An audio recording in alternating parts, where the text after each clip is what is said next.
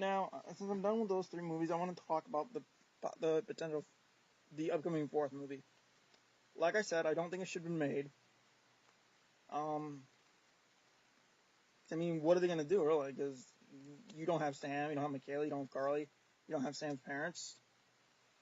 Although there's talks of Lennox being in it, Josh Duhamel, like a cameo or something, just to keep the connectivity between the movies. Um, and they're also gonna have Peter Cullen back as Optimus, obviously. Bumblebee will be in it because Bumblebee and Optimus are always my favorite Autobots. Those two are always my favorite ones. Um, but pretty much like I just said, I don't really see the need for a fourth movie.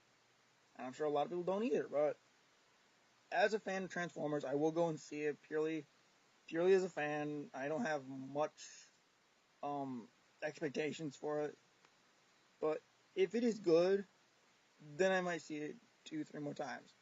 If it's good the first time around. But if not, I'll only go see it the one time. I'll see it only the one time, and that's it.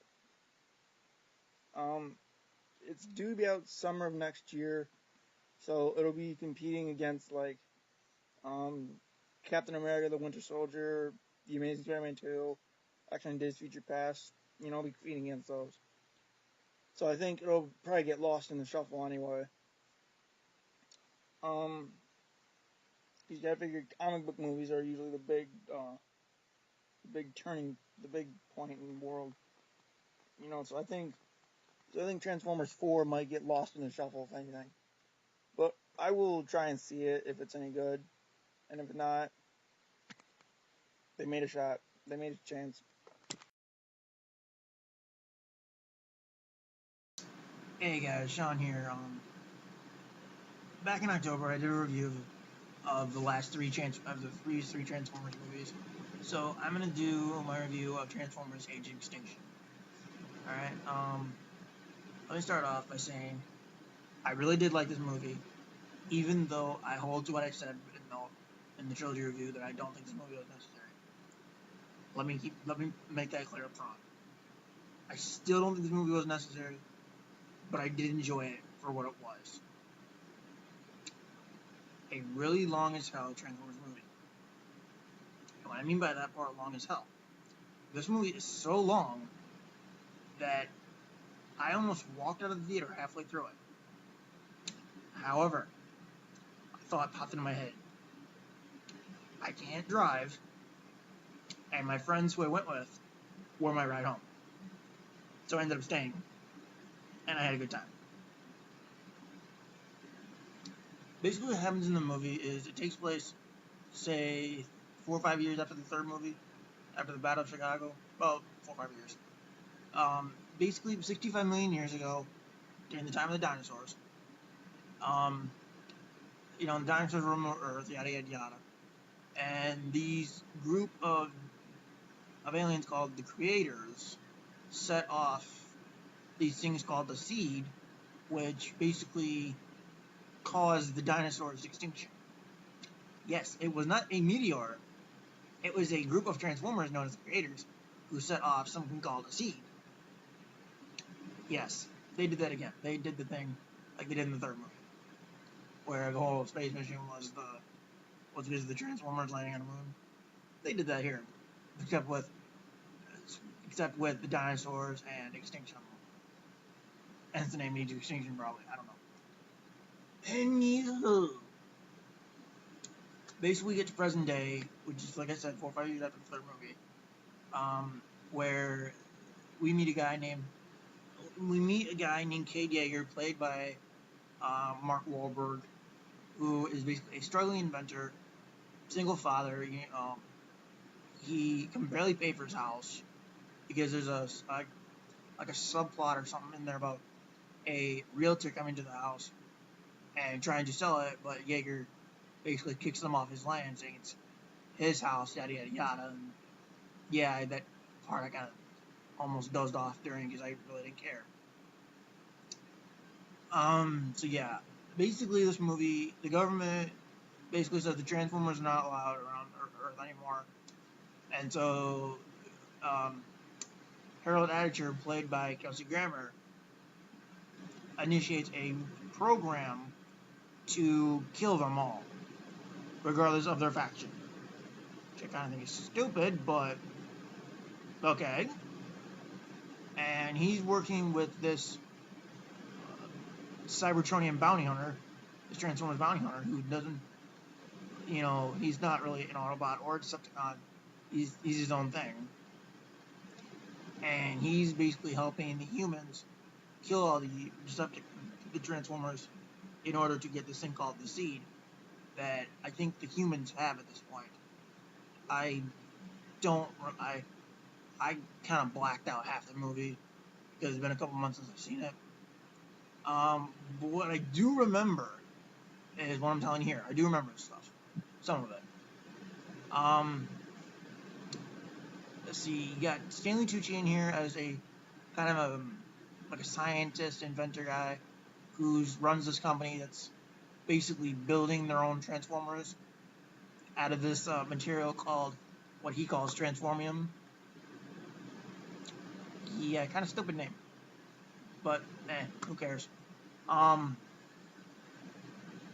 Basically the thing is they're killing these Transformers for their parts. That way they can build their own human-made Transformers. Yeah, I kind of don't understand why they're killing the Transformers if they're just going to build their own. That I didn't understand. But okay. I didn't make the movie, so I can't make that understandable. There's also these group of aliens, like I said, the creators, who come the stink out of nowhere. They were never mentioned in the last 3 movies, never even hinted at, whatnot. They just show the heck up out of nowhere. Basically, let's see. Megatron's brain is, I guess, put into a new body known as Galvatron. So yes, to the comic lore, Megatron does become Galvatron. Here's the thing. Galvatron is a human-made Transformer.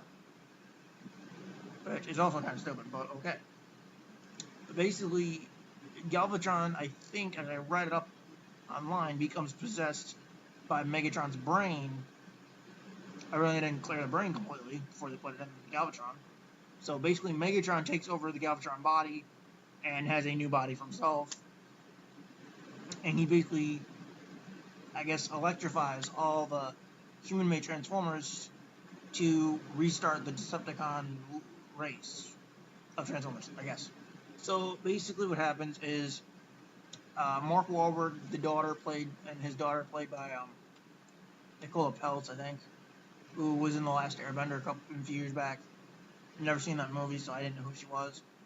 And then you got her secret boyfriend, I guess, Shane, I think his name is, played by Jack Renner, or Rayner, or whatever. So they basically help the remaining Autobots, which is Optimus, Bumblebee, I think Drift, Hound, and then there were, I think, Brains. And so they have to help them defeat Lockdown and stop the Seed from being detonated, otherwise it's going to cause human extinction. Again, like the title. So yeah, I really did like this movie, but not as much as the other 3. Like I said, I did enjoy it. The Dinobots are in this movie. They're just completely wasted. Like, there was no reason for putting them in this freaking movie. They are so wasted. Basically, Optimus says, we're gonna need some help. The Autobots go into the woods, find the Dinobots. Optimus charges into battle with Grimlock, and then once they, now if you guys I've seen Man of Steel where they did the World Engine, where they sucked up everything metal and then just slammed it back into the earth. They do that here. And then once they do that, they suck up everything metal, like Lockdown sucks everything in metal, slams it back to Earth, and that's basically how the Dinobots get killed. So yeah, they show up, fight for a bit, and they're dead. Within maybe 5 minutes of the movie. And they're not until the very end of towards the very end of the movie, like the last 20 minutes, the Dinobots show up.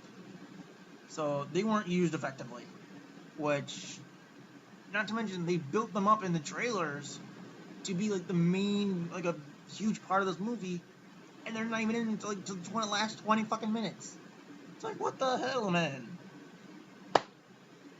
But yeah, other than that, I totally enjoyed this movie. Like I said, I thought it was the weakest of the series and completely unneeded. They don't mention any of them in the last 3 movies. They don't mention Sam, they don't mention Carly, they don't mention the parents. They don't mention the military from the last 3 movies, like Lennox and Epps. They don't mention Simmons. Yeah, they don't mention anybody, which I kind of thought was kind of annoying. Because if this is supposed to be part of those last 3 movies, shouldn't you at least mention some of those characters? But they completely ignore them. They're not even in this movie. They're not referenced, hinted at, mentioned, or even appear in this film. Which, with Bumblebee, I thought, why is Bumblebee in this movie? Shouldn't he be with Sam? But no. Bumblebee is in this film. But, like I said in my trilogy review, Bumblebee's one of my favorites. It's not a bad thing that he's in this movie. I really liked seeing him.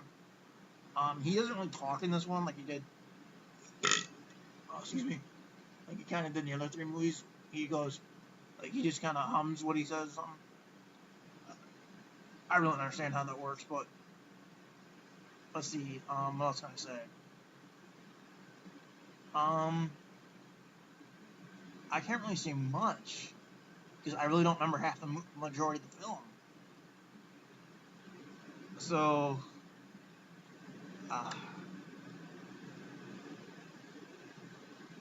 hang on, I do have some notes in case I forgot some stuff.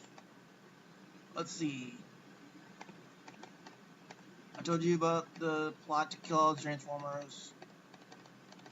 I think I mentioned. Oh yeah. Mark Wahlberg does buy Optimus at a junkyard so that way he can strip him for parts, but he doesn't know that it's Optimus until like a few minutes later.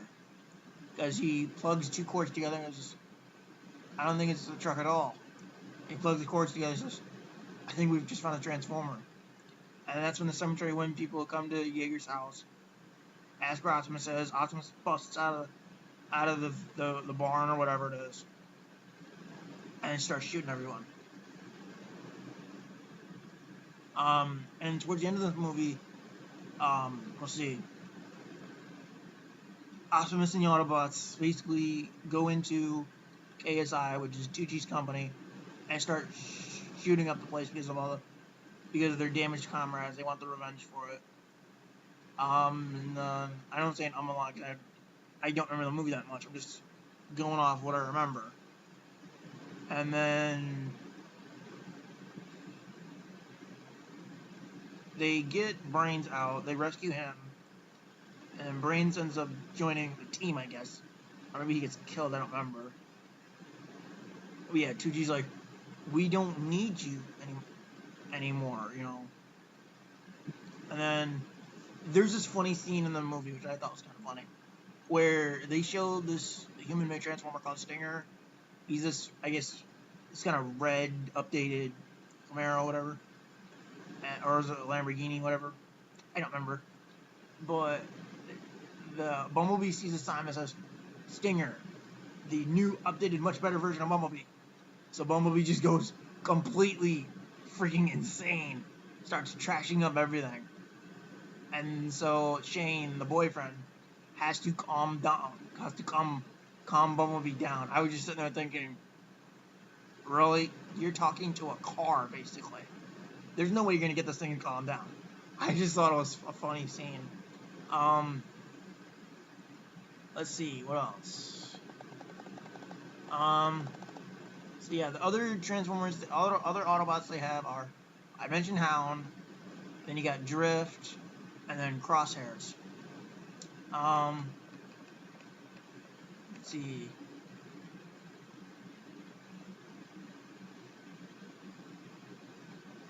Let's see. So yeah, they make this thing called Transformium, which is used to build the human-made Transformers.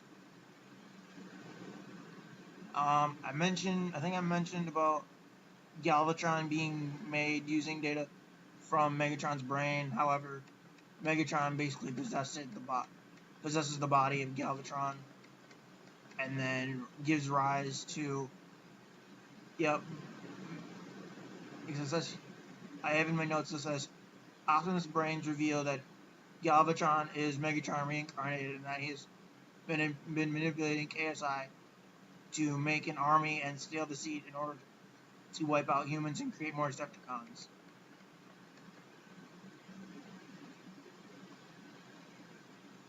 And then he possesses all the Transformer prototypes to do his bidding to become the Decepticons. So yeah, I think that's all I can really tell you. And then the ending says with that Optimus then leaves Earth, putting the Jaegers in the care of the Transformers, while he goes to find the creators and so that he come in for him or something like that. So yeah, I really did enjoy this movie. It's not, like I said, it's not as good as the last three, but very good nonetheless. It does have some hiccups, like a ton of hiccups, but I really did enjoy it. I mean, it's like an 18% on Rotten Tomatoes. Not a lot of people like this movie. Every review I've seen said it stinks. But you know what? I say to those people, you're just a diehard Transformers fan. And that's okay. If you're someone like me just going in to look for, just to have a fun time in the movies, you'll enjoy it. But if you're a diehard Transformers fan, you really won't. It just depends on what you're looking for. I enjoyed it. You may not. Case closed. And if you don't like it, then that's just your opinion. I'm not going to tell you to like it. I'm not going to tell you what to do. You form your own opinions. If you like it, you like it. You hate it, nothing I can do to change it. Just go in and have your own opinion. Alright, so that's something. So I'm probably coming up on around 15 minutes. I don't know, but being it's been a few months since I've seen the movie, I can't remember much. So I think I'll just end the review now. Say I liked this movie, not as good as the last three. I will buy it when it hits DVD. To